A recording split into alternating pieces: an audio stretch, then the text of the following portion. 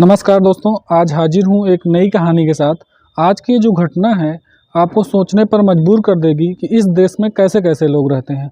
आज की जो कहानी है कर्नाटक प्रदेश की राजधानी बेंगलुरु की है, जहाँ एक साहिल नाम का व्यक्ति रहता था। वह एक मल्टीनेशनल कंपनी में काम करता था। कुछ ही दिनों पहले उसकी शादी हुई थी, लेकिन वह बेंगलुरु में ही एक मल्टीनेशनल कंपनी में काम करता था।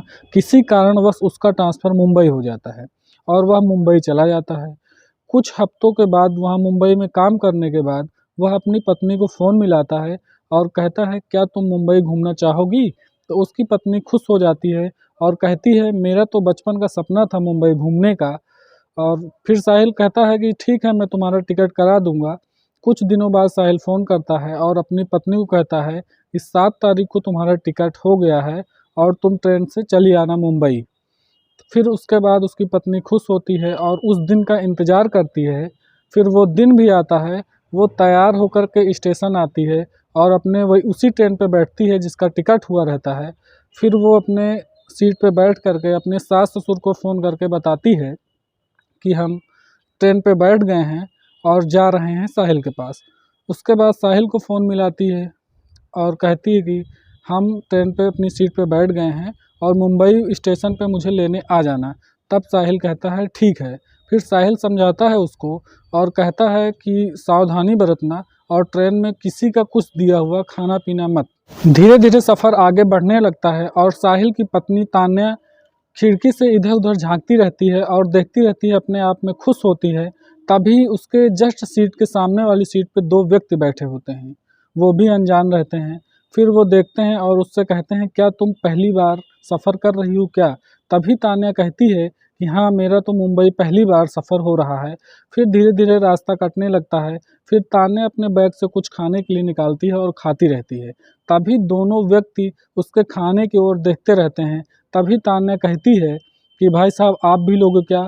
तभी दोनों व्यक्ति जो है वो तान्या से ले लेते हैं खाने के लिए और खाने लगते हैं। फिर इसी तरह धीरे धीरे समय बीतता रहता है और आपस में बातचीत होती रहती है। तभी कुछ दूर होने के बाद फिर वो दोनों व्यक्ति सामान लेते हैं और तान्या से कहते हैं कि बहन जी, आप भी लीजिए। तब वो भी खा लेती हैं। इसी तरह बीतते बीतते फिर तान्या अपने पति साहिल को फ़ोन मिलाती है और कहती है कि अब यहाँ पहुँच गई हूँ, कितनी दूर अभी और बचा है? तो साहिल कहता है, बस मात्र 150 किलोमीटर बचा हुआ है, हम स्टेशन पे आ जाएंगे। जब स्टेशन पहुँचना तो मुझे कॉल ज़रूर कर देना, मैं आपका इंतज़ार करूँगा। तभी उसकी पत्नी धीरे धीरे वो दोनों व्यक्ति आपस में बातचीत होने लगती है। फिर उसके बाद जो है फिर वो कुछ दूर, मुंबई से कुछ ही दूर बचता है। फिर वो दोनों व्यक्ति चाय लेते हैं, एक चाय वाला आता है, फिर चाय लेते हैं। तो तान्या से कहते हैं, तो तान्या कहती है, मैं चाय नहीं पीती हूँ। लेकिन वो दोनों लोग उनकी चाय ले लेते हैं और कहते हैं कि अरे पी लीजिए। फिर उनके चाय में कुछ मिला देते हैं। मिलाने के बाद तान्या को पिला देते हैं, जिससे वो बेहोश हो जाती है और दोनों व्यक्ति उसको धीरे से ट्रेन से उतारते हैं और एक प्राइवेट कार में ले जाते हैं। और ले जाने के बाद कुछ ही घंटों बाद उसको होश आता है। तब देखती है कि ये तो एक प्राइवेट कार है। तब वो पूछती है कि हम कहाँ आ गए? तभी उसमें से एक व्यक्ति उसको ज़ोर से थप्पड़ मारता है और कहता है, चीखने चिल्लाने की कोशिश भी मत करना। फिर तान्या को ऐसे ही रहती है।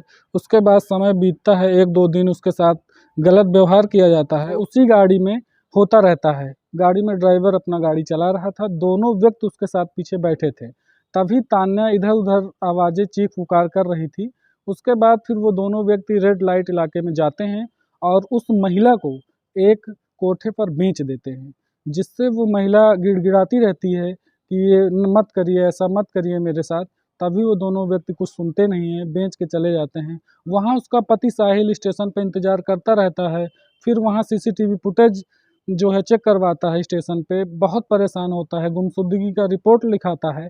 उसके बाद काफ़ी दिन, 2-4 दिन, 6 दिन बीतने के बाद फिर साहिल ऐसे ढूँढता है इधर-उधर अपनी पत्नी को, परेशान रहता है। फिर उसकी पत्नी नहीं मिलती है। उसके बाद जो है 10 से 15 दिन बीत ही चुके थे, तब उसके पास एक अननोन नंबर से कॉल आता है और वो उसकी पत्नी होती है।